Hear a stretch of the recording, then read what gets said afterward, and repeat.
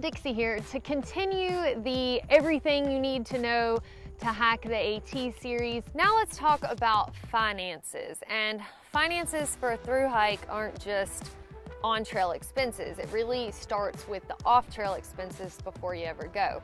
Because if you can minimize the costs that you have at home when you're out on the trail, it'll help relieve pressure from you and also help relieve the stress on your wallet. But the world will keep turning back home while you're on the trail, so you do have to plan for those expenses. I've seen people do all sorts of things to try to minimize expenses at home, starting with selling everything. People will sell their car, sell their home, or get rid of their lease. And if they have a few belongings left, they might throw them in their mom's garage or something like that. So they literally have no expenses at home while they're out on the trail. This really wasn't a feasible option for me, but it would be nice. Another option is leasing your place that you're staying and or your car. I've heard of people doing both of those things for the time period that they'll be out on the trail. One of the issues you can run into though is if you don't finish the trail and you have to go home sooner, then somebody's in your home and has your vehicle. But you have to go with the mindset that you're gonna do it, and I guess if somebody is renting your home and your vehicle, that's pretty good motivation to stay on the trail. Also, you can look into getting a storage unit, so if you do sell your place or get out of your lease, a storage unit certainly would be cheaper than paying for an apartment the whole time you're gone. Another expense that you might have is student loans, and if you are in that boat, you can defer your payment. Now, I'm not suggesting that that's good, sound financial advice, but that actually is something that I did while I was out on trail. I needed a break from the world, and for me, having a little bit of freedom for a while to step aside from that, it was worth it for my mental state. Another thing that might help reduce your cost back home is dropping your car insurance. Now that could be risky because I guess natural disasters could still happen and destroy your car, but if you know it's going to be sitting in one spot for 6 months and nobody's going to be driving it, then you know it might be an option. For me, I had an older vehicle that I only had liability insurance on anyway. I knew nobody would be driving it, so I dropped the insurance for that 6-month period. Even if you have a home, you might consider disconnecting your utilities. I looked into this, but the cost of the deposits for getting the utilities back on just wasn't worth it to deal with. And some people opt for using a prepaid cell phone while they're on trail instead of having a contract, so that way they control how much they actually spend on the cost of a cell phone. Another off-trail expense that you should consider saving up for before you hit the trail is your cushion when you get back home. Once you complete the Appalachian Trail, you will likely be as exhausted emotionally, spiritually, mentally, physically than you ever have been in your life. And the last thing that you want to have to do is stress yourself out going, oh my gosh, I have to find a job immediately. I've blown through all my money. So if you have some set aside to allow you a little bit of time to decompress after you get done with the trail, then you will thank your past self. Something else that you'll have to think about financially, obviously, is the cost of your gear before you get to the trail. Now, thankfully, this is something that you can acquire over time, unless you're like me and you decide last minute, I think I'm gonna hike the Appalachian Trail this next year. But if this is not a last minute plan, then this is something you can work on over time and build up to everything that you need. But how much should one prepare to spend on gear? Well, this number is going to be very different for a lot of people. As a general rule of thumb though, for people who want decent gear for a thru hike, I would say you can expect to spend anywhere between $1,000 to $2,000. Now again, you can make this much cheaper if you have time and patience. Wait for REI garage sales, or look for used gear opportunities on the virtual flea market pages on Facebook, or maybe even wait for Black Friday sales. And also you can consider making some of your own gear. If you're kind of a crafty person and you feel comfortable with a sewing machine, a lot of times it is cheaper to get the materials yourself and put them together instead of paying for the convenience of somebody else doing it. Now let's talk about on-trail expenses. Exactly how much should it cost to walk from Georgia to Maine? Well, for each hiker, that's going to look different because folks have different preferences, requirements, etc. But the typical estimate given for the Appalachian Trail is $1,000 per month. So if you're out there 4 months, then about $4,000. If you're out there 7 months, then about $7,000. I think that a reasonable budget for being relatively comfortable while out there doing some things in town would run someone about $5,000 to $7,000. But your total cost will depend on your personal preferences. For example, with food, are you going to be eating ramen noodles and trying to get as much free stuff as you can out of the hiker boxes, or do you want Mountain House meals for each meal? Those are a big difference price-wise, and over a period of several months, it definitely adds up. And not only is it food on trail, but also food in town. Do you want to allow yourself to have a splurge meal every now and then when you're in town somewhere where you could have a steak dinner and a baked potato and some asparagus, but most of the time you're going to eat fast food? Well, all of those things have to be considered too. And then lodging. A lot of people think, well, I'm not going to stay in towns that much. Like, I'm doing the trail to be out in the wilderness, but sometimes things happen. Like, it might have been raining for 3 or 4 days and it's still raining, and you really just want to go to a town and sleep in a room for a night and dry out. Or if you end up injured and you have to lay up somewhere for a week, you should definitely have a little bit extra set aside on top of what you think you'll need in case a situation like that occurs. But don't think that you're just never going to stay in a town and that you'll have that willpower, because I'm telling you, the trail will test that. Another expense is showers. Now, if you've paid for a place to stay for the night, obviously a shower should be included with that. But if you are sometimes going to pop into a town and take a shower, resupply, there are sometimes community centers that will allow you to take a shower for free or for a small donation, and then sometimes hostels also offer that service. But if you're gonna take a shower and not stay somewhere, then do expect to pay for that. Also, laundry. Now, I have been known to do some shower laundry, just wash my clothes with soap and water while I'm taking a shower, but it really is nice to be able to just do laundry when you get to a town. And depending on where you go, it might be included with your stay, or a lot of times it is an extra fee. But I would say on average, doing my laundry alone, it costs me about $5. You probably won't have enough clothes to fill up a whole load of laundry, so sometimes you can split this with another hiker. But just be mindful of how stinky the other hiker is that you're gonna split your laundry with, because I have had some things come out of the wash smelling worse than they were going in. One expense you could have that you might not consider is postage. Whether you are mailing some piece of gear home that didn't work out, or you're gonna mail something ahead, or maybe you wanna write some postcards to some friends, then that could be an additional expense. And gear replacement. I think a lot of hikers forget to account for this because they get all their gear before they go and they're sure this is the gear they want and it's gonna work for them. But until you get out there and you're using this stuff day in and day out, you're probably really not gonna know if it works perfectly for you. And also, some gear might just wear out. For example, trail runners or even boots. You're probably gonna have to get at least another pair of boots and several pairs of trail runners. So you wanna allot for that, and don't forget to include that in your estimation of how much you should save up. Transportation to and from the trail should be considered, like to the southern or northern terminus and then back home. But also, if you plan to get any shuttles while you're out on trail, then you wanna allot for that. And as I kind of touched on before, emergencies, and not just you're injured and you need to hole up, so you need some additional lodging money, but also like you broke your cell phone or lost it and now you need to get a new one, or some piece of gear turned up missing or got knocked off of a cliff somehow, or it could be that you're injured and you now have to go see a doctor. But you should definitely plan to have some sort of unexpected thing that takes more money than you thought you would need. Here's a table of my expense breakdown. So the total I spent on trail was $6,316. Now, $845 of that was untracked cash where I had withdrawn from an ATM, so I can't say exactly where that money went.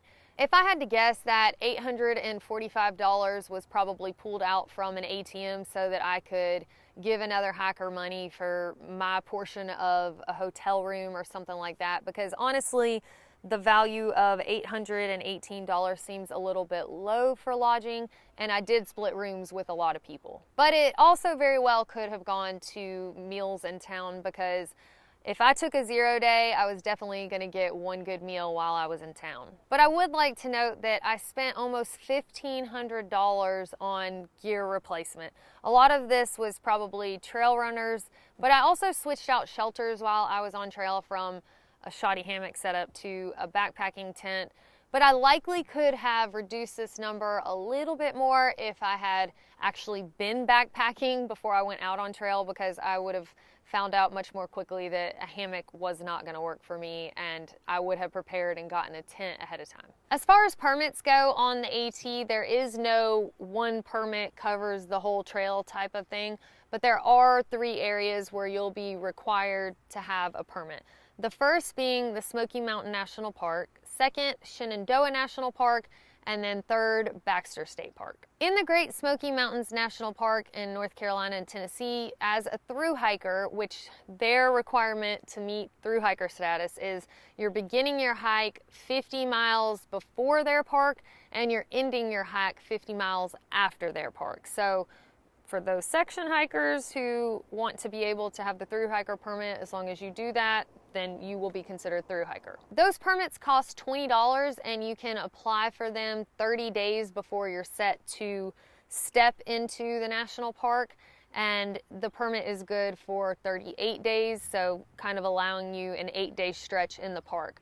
But if you're a northbound hiker and you're kind of freaking out about the time frame and everything, just purchase and apply for your permit right before you leave, and that'll give you plenty of time to get there and use your permit in the range when it's still good. I think I literally applied for mine the day before I left to go start my thru hike. I'll put a link to where you can apply for that permit in the video description. Shenandoah National Park in Virginia requires you to have a permit to go through, and they have a long list of do's and don'ts while you're in their park.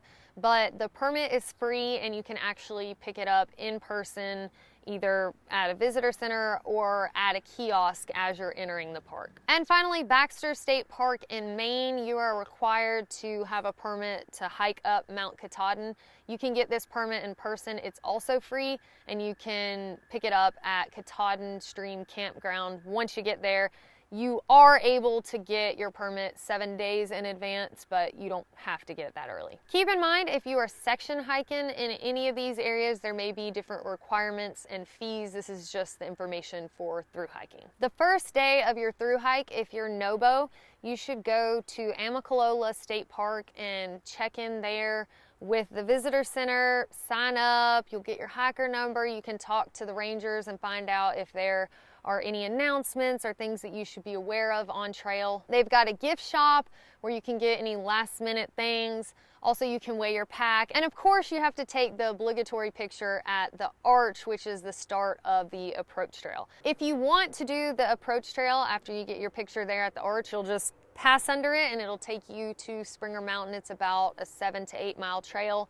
If you're not going to do the approach trail, then they can give you directions to the nearest access point for going up to Springer Mountain. If you're going to be a SOBO, then you'll be starting in Baxter State Park in Maine.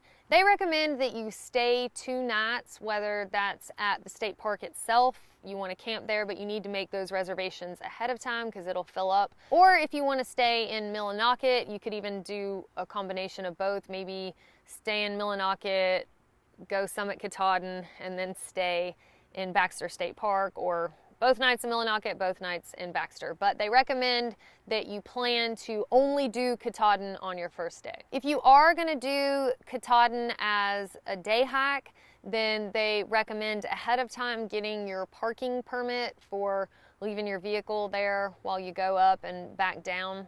Obviously, if you're going to get dropped off and then stay in the park, you won't have to worry about this. But they say that there is no guarantee that if you're doing it as a day hike that you'll be able to park there unless you reserve your parking ahead of time. Hikers should register at the Katahdin Stream campground and get your permit for hiking up Baxter. Also, they'll allow you to drop your pack, your full load you can leave with them. They even have day packs that they'll let people use. You could even keep all of your stuff in your pack liner and tie it up and leave it with them and carry just snacks and water in your own pack if you want to. But there is no requirement that you should carry your full pack weight up there, and actually they suggest that you don't. And if you're starting your thru hike in Harper's Ferry, then you should definitely stop by the ATC headquarters there, get your picture out in front of it, talk to the rangers, see if they have any information about the trail. And they also have a little gift shop if you need to get any last minute things. Next, I want to cover something that is important for the preservation of the trail so that people can enjoy it for generations to come, and that is the leave no trace principles.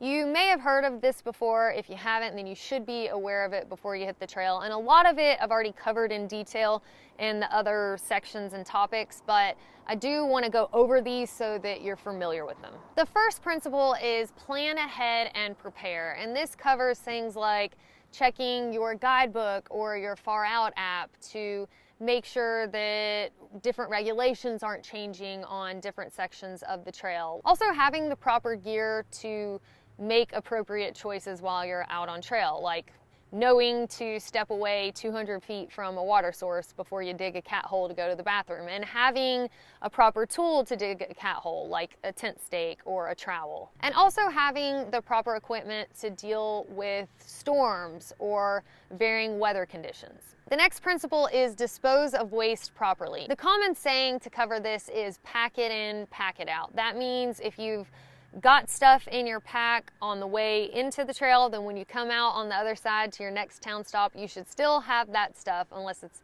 like food that you've eaten. But all of your trash, wrappers, you don't burn those in the fire, you don't throw them into the privy, you carry them with you. And if you've got any unwanted gear items, you're not supposed to leave those at shelters, even if you think, oh, maybe another hiker will want this. Well, maybe they won't, and then it ends up being litter in the shelter for a trail maintainer to carry out later. So if you want to discard any gear items, you just wait till you get to town and you can toss it in a hiker box. Waste also covers our bodily waste, knowing to be 200 feet away from water sources when you go number 2, and 100 feet away from water sources and campsites when you go number 1. And all of the stuff that I've covered with washing your body, dishes, etc. The next principle is leave what you find. This means any cultural resources, plants, seeds, etc. Anything that is on the trail when you get there should be left on the trail, at least natural things. Obviously, if you find litter, it would be great if you would pick it up and pack it out with you. Also, make sure that you're not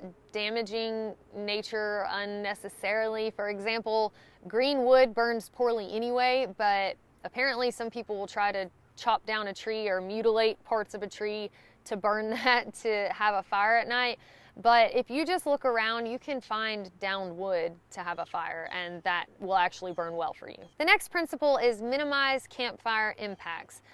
It is recommended that you don't build new fire rings, but where there are already established fire rings, have a fire there instead. And as I mentioned before, you're not supposed to burn any of your trash or leave any garbage in the fire rings. Travel and camp on durable surfaces. First of all, switchbacks exist for a reason, to help with erosion control. So it's really discouraged to cut switchbacks to try to get there quicker and do a little bit less walking. And breaks during the day should be taken in ways to minimize the impact on vegetation. So if you can take a break sitting on a log or a rock or a hardened surface, that makes more sense. Also, not sitting in grass helps with ticks. Avoid expanding campsites. So it's suggested that you camp in areas that are already established, where vegetation doesn't exist, instead of setting up on the grassy area nearby. The more people set up on the grass, the more likely it is to kill it and cause more erosion. Respect wildlife, and obviously this means keep a respectful distance, don't pester them, but also making sure that we don't leave messes that cause them to be dependent on us for food or to associate us with food so that they get aggressive, and to take all precautions with storing food and any scented items at night. The next principle is be considerate of other visitors, and we went over this with the how not to be a jerk, not smoking in shelters around other people. If you've got a dog, making sure that it's not imposing itself on hikers that don't love dogs like a lot of us do. And they say, let nature's loud sounds prevail. Don't blast your music out loud for everybody to hear.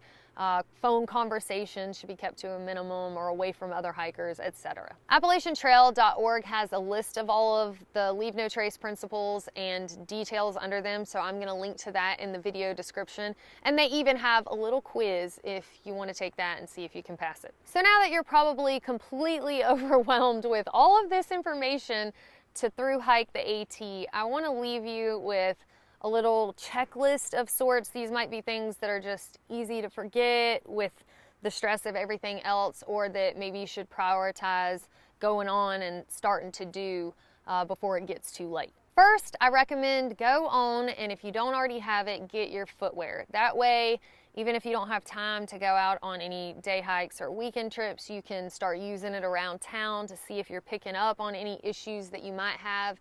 And that way, if you've got a pair of boots, maybe you can start breaking them in. And plus, it'll be exciting while you're kind of trudging through the last days before you start your hike to be able to look down at your feet and go, hey, it's all going to be okay, because pretty soon I'm going to be starting this thru hike. Next, I would suggest prioritizing your big three, which is your shelter, your pack, and your sleeping bag or quilt. Even if you can't get out to test these items, at least maybe put them up in the backyard, try them out back there. I mean, even if you have to go to work the next day, you can sleep in your backyard and wake up and go to work. But just give yourself time to shop around and get some familiarity with whatever gear you do select. I'd also go on and order a guidebook if you're gonna go that route, and or download the Far Out app, and make sure that you download all of the layers that you're going to want for the Far Out app. You do have to download that stuff for use offline. It's not going to be already there just because you have the app on your phone, and you do have to purchase the track for the Appalachian Trail. So that's just something that I can see you get into the trail and now you don't have any service and you forgot to download the app. But you can start looking through the guidebook or the app. The people who have started already before you in the particular year that you're gonna go, they'll probably already be commenting in Far Out on the different water sources or resupply points, so that will be exciting to read ahead on. Definitely, as soon as you can, look at picking a date and pre-registering. It can be kind of stressful to pick such an important date as the start of your thru hike, but the ATC does suggest that you avoid April 1st, as that's just a really common start date, or any weekend between March 1st and April 15th, as people like to start on the weekends. I assume if somebody's going to drive you, then it's easier to get somebody to do so on a weekend when they likely have off of work. But if you want to avoid crowds and also impact on the trail, then those are the times to kind of avoid and try to pick another date. Now, you are not required to register your hike, but it's recommended that you do so that you can try to avoid so much impact to the trail. I'll put a link in the video description where you can register, but it is exciting to do so, and you get a little tag to hang on your pack, and then you can see when other people are starting and stuff like that. As soon as you can, after setting a concrete start date, you want to look at making your transportation plans for getting to the trailhead. There are shuttle services that run from either bus stations or maybe even airports, depending on where you're starting, Atlanta, West Virginia, Maine, or any other point. There are shuttle services all over the trail. Just Google wherever you're starting, Appalachian Trail, blank shuttle services, Appalachian Trail, Mount Katahdin shuttle services. But as it gets closer to prime hiking season, they're gonna get booked up, so that's why you want to try to reserve as early as you can. Next, start thinking about your food, especially if you're gonna do anything special like dehydrating stuff. That way your first food haul isn't super rushed and something that you did last minute when you were really stressed out. But keep in mind, if you don't like food in normal life, then you're not gonna suddenly love it on trail, so make sure you're packing things that you actually enjoy eating. And don't forget that permit. Again, if you're NOBO, you'll need to apply for your Smoky Mountain National Park permit right before you go.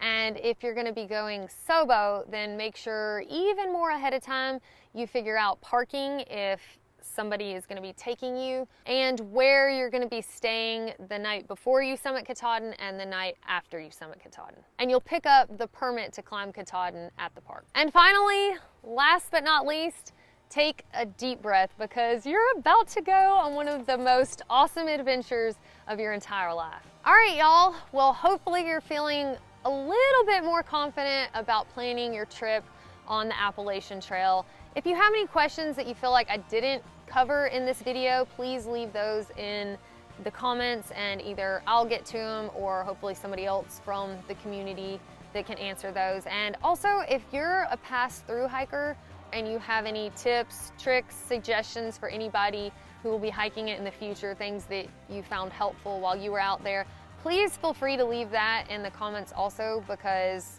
my experience is a limited one-time through hike, and so it's hard for me to come from all of the different perspectives, so I'm always happy for other people to share. All right, well, good luck y'all, and happy trails.